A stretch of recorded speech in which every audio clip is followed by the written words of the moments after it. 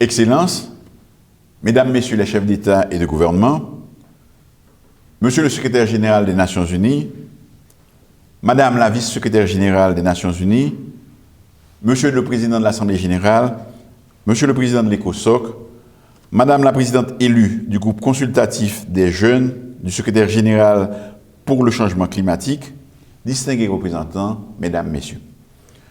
Je présente mes félicitations au secrétaire général des Nations Unies et au président du 7e forum de l'ECOSOC pour l'organisation de ces assises sur le financement du développement.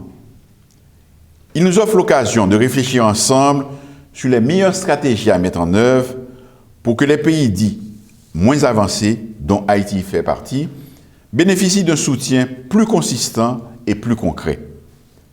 N'est-il pas venu le moment de revoir le mode d'attribution de l'aide accordée aux pays moins avancés en regard de la faiblesse des résultats obtenus par rapport au volume d'investissement? Au moment où les États du monde font face actuellement à la crise sanitaire mondiale et subissent les effets du conflit en Ukraine, il est nécessaire de trouver des solutions urgentes au déficit de financement des pays en développement et tout particulièrement les pays moins avancés. L'ampleur de ces crises exige une action mondiale, concertée et appelle à une solidarité plus efficace au profit des peuples les plus vulnérables, dans la perspective d'atteindre les objectifs du développement durable à l'horizon de 2030.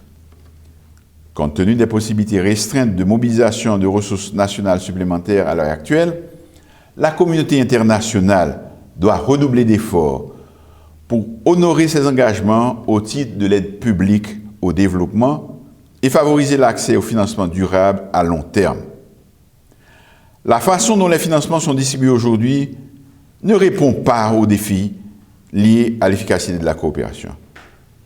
Il convient donc de renforcer notre résilience face aux chocs et aux menaces que nous subissons tous à travers le monde, comme la pandémie de Covid-19, le changement climatique, les conséquences économiques de la guerre en Europe, la hausse du coût de l'énergie et des produits, entre autres, de première nécessité, la prévention et la gestion des catastrophes naturelles, etc.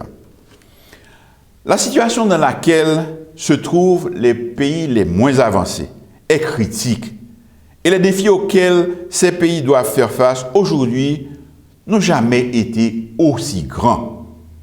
Il faut une action globale, commune, pour renverser la tendance. C'est le moment plus que jamais de rebâtir des économies plus inclusives.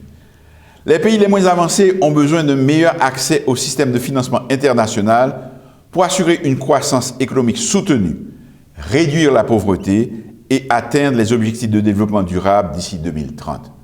Je vous remercie.